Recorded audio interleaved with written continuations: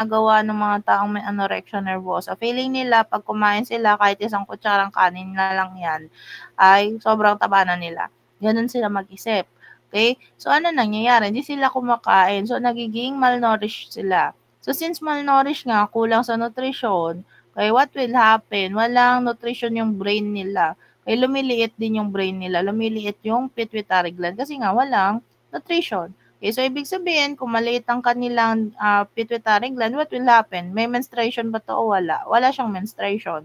Hindi siya nagme-mens. Kasi nga, walang hormones, okay, na napoproduce, okay, to induce yung menstruation. Eh, kasi nga, nutritionally deficient siya in all aspects, no? So, kung na-resolve niya itong anorexia nervosa na to, na issue niya, babalik naman yung kanyang menstruation.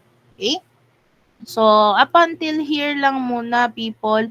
We'll continue our discussion next meeting. No? Are there any questions, clarifications, and other matters?